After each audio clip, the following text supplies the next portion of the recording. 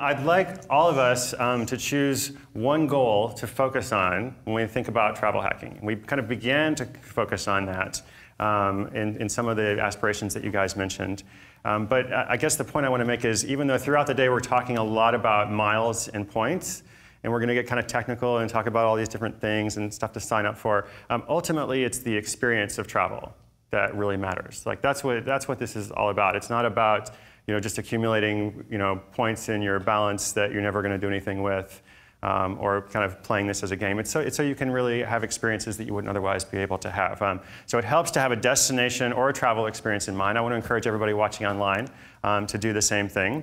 And we thought we'd kind of give you an overview of the number of miles required to do some different things. If you're not familiar with miles at all, just kind of give you like a little rundown. So if you know that you want to go to a family reunion in Florida, for example, or pretty much anywhere domestically within the United States or in Canada in economy class, you're going to want 25,000 miles.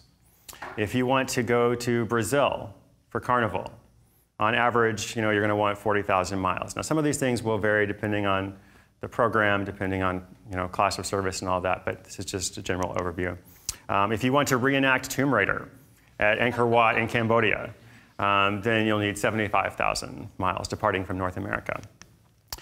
If you want to go to Sydney, Australia, one of my favorite cities in the whole world, maybe you want to go on an amazing vacation or have a honeymoon there, then you need 100,000 miles. And presumably, if you're going on honeymoon, you're taking someone else with you, so you would need ×2 of that, so 200,000 miles to take 2 people. And as we talk about travel hacking today, different opportunities, most of them can be doubled if you have a willing spouse or partner or somebody who's willing to kind of go in on things with you. My cat is actually a very active travel hacker, and she has several accounts of her own. I might talk about that at some point, I might not.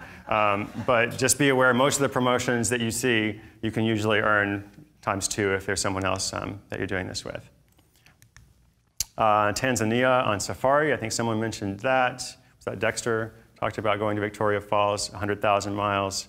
And then later we'll talk about some aspirational awards. You can fly the Airbus 380 in a first-class suite to Dubai. This plane actually has a shower in the first-class cabin. So if you ever wanted to take a shower, while you're flying 10 hours to Dubai, then you would want 140,000 miles for that. So the reason we kind of put all this up is just if you have an idea of what you want to do, the kind of experience that you're hoping to create for yourself, it's much easier to then figure out, okay, how many miles do we need? On what airline do we need to pursue them? What programs are we going to focus on?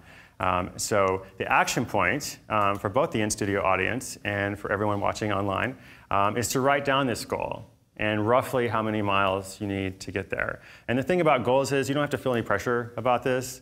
You should just write something down, and you can change it later. You can have more than one goal, as you think throughout the day and later. But I really like the idea of saying, okay, this is something I want to do. I want to accomplish this and create this experience for myself, and this is what it will take, because miles are for spending. So